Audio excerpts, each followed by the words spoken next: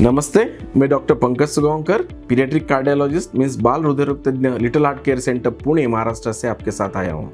आज मैं आपके साथ इसलिए आया हूँ कि आज मैं बच्चों के हार्ट डिसीज कौन कौन सी होती है, वो किस प्रकार की होती है, इसलिए मैं आपके साथ बात करना चाहता हूँ। बिकॉज बच्चों में हार्ट डिसीज बहुत कॉमन होती है और उसे हमें जानना बहुत ज़रूरी होता है।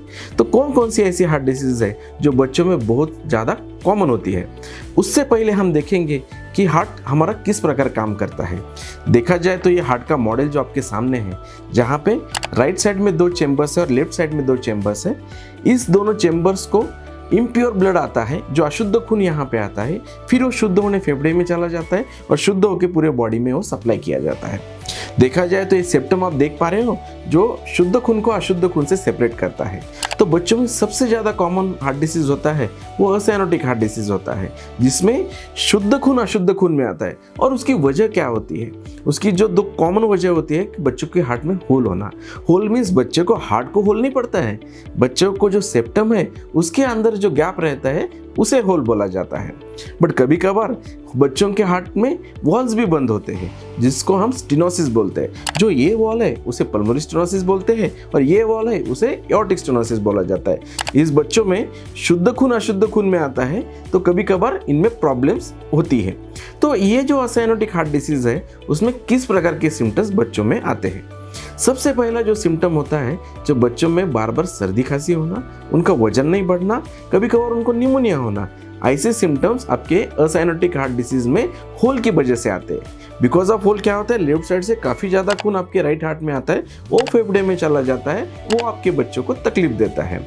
इससे चलते कभी कभार बच्चे की जान को भी खतरा होता है। और जो दूसरा प्रकार का हार्ट डिसीज है, जिसको हम साइनोटिक हार्ट डिसीज बोलते हैं, उसमें क्या होता है, अशुद्ध खून है वो शुद्ध खून में चला जाता है। Impure blood goes to pure blood. उसमें कौन कौन से टाइप सबसे कॉमन होती है?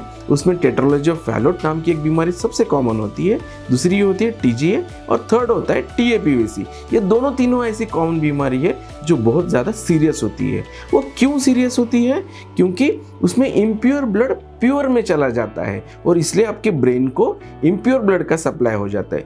इसके चलते क्या होता है, जो बच्चों में बार बार निमोनिया तो होते ही है, उनके हाथ और पाँव के जो नाखून है काफ़ी बाहर तक नीले पड़ते हैं। कभी कभार इनको ब्रेन में एब्सिस होती है, कभी कभार इनको कन्वल्जन्स आ सकते हैं और इनका वजन और हाइट दोनों नहीं बढ़ता है। ये जो सिम्टम्स जो मैंने बताए हैं वो साइनोटिक हार्ट डिसीज के बताए।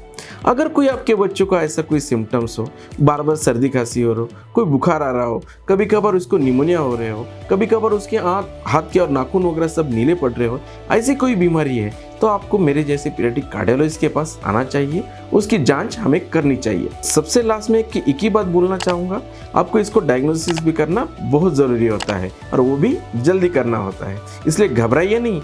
अभी वो ज़माना गया कि जिस ज़माने में बच्चों के हार्ट डिसीज काफ़ी हद तक सीरियस माने जाते हैं। उसका ट्रीटमेंट और ये सारी चीज़ें कैसी होती है मैं आपको मेरे अगले वीडियो में बताऊँगा। तो आप मेरा अगला वीडियो ज़रूर देखिए और बिल्कुल मत भूलिए। Thank you. Doctor Pankaj Sugaonkar, Little Heart Care Centre, Pune, Maharashtra.